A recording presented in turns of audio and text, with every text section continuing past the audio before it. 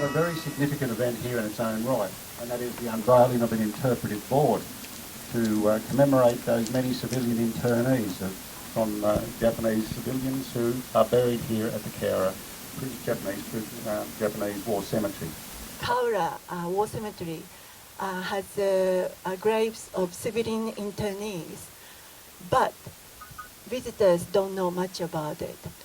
So that's why we thought it is important for that people know why the civilian internees are buried here. As you know, the Japanese migrated to Australia since 19th century, and they were mainly in the northern part of Australia, but they lived quite wide areas of Australia. And when the Pacific War started, virtually all Japanese were interned, and in Australia, and also the Japanese migrants who were working in other parts of the Pacific, for example, New Zealand, New Caledonia, New Guinea, New Hebrides, and of course Dutch East Indies. They were also interned, and they were transported to Australia. And they were interned for 4 years. And those civilian internees been waiting for the formal recognition of their place in Australia and in their own histories. 私の父じゃなくおじいちゃんはこちらの皆さんとの肉親と同じようにこちらの墓に眠っています。My grandfather's grave is here, and the family of my family members are here today as well.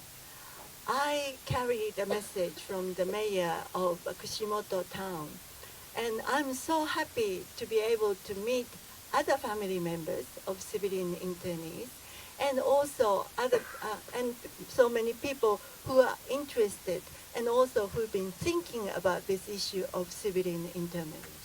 So it's really a heartwarming sight to see so many people come together, and it helps to cement the relationship, the special relationship that is between Cowra and the people of Japan, on something which I think is so very important to continue to tell the stories of our history so that we can acknowledge it for future generations. So I congratulate you so very much.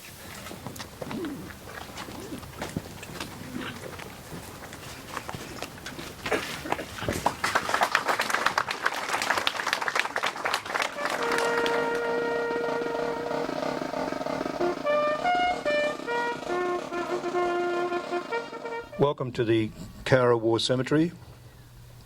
We're now in the Australian section, which contains the graves of the 4 Australians who died in the breakout. Private Jones, Private Hardy, Private Shepherd, and Lieutenant Harry Doncaster.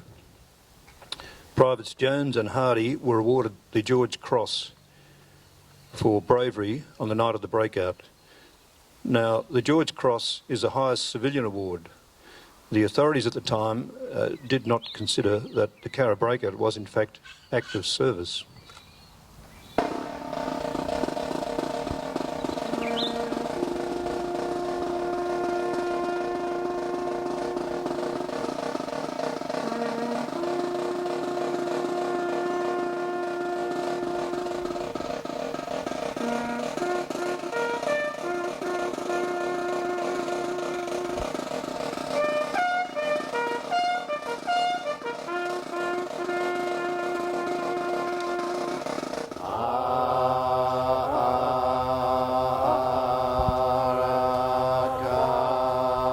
In 1962, the officials from the Japanese embassy, impressed with the respect shown towards the graves of the war dead, approached the Cowra Shire Council to discuss the possibility of one cemetery for all the war dead who died on Australian soil, and for that cemetery to be located in Cowra.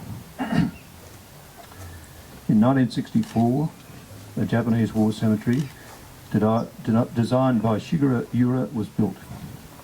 The cemetery contains the remains of all Japanese nationals who died in the Cowra breakout, the attack on Darwin, and the Australian internment and prisoner of war camps. Today I was very impressed about we are more focusing on war is more like a hero is soldiers, but always a civilian involved.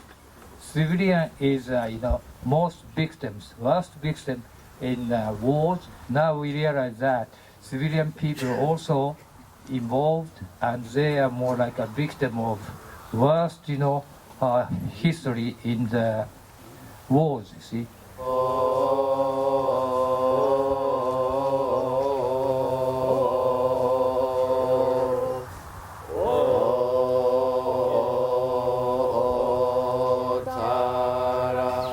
I'd like to offer my heartiest congratulations to the former internees and their families and members of this project for holding the Interment Symposium along with the effort in the establishment of Interpretive Board. Whenever we mention Japanese people who died or who lost their lives in Australia during World War II, we are usually reminded of soldiers who died during Cowra breakout or during Darwin bombing or Sydney Harbour attack. Yet we tend to forget about the Japanese civilians who were interned in Australia. I sincerely hope that this interpretive board will allow those who visit an insight into the true past and a better understanding of the internment of Japanese civilians. For the former internees and their families, you must have experienced tremendous hardship so far. Please allow me to express my deepest condolences to those who lost their lives during internment. I can only imagine how difficult it must be to find solace from the pain and sorrow of losing family. I sincerely hope that you are provided with some sort of comfort from the pain and sorrow through this symposium and interpretive board. These people who were buried here were not internees in the way that we usually accept that term. They were not enemy aliens. They were in fact political prisoners of the Dutch East Indies government who had been arrested for their activities to try to gain Indonesian independence.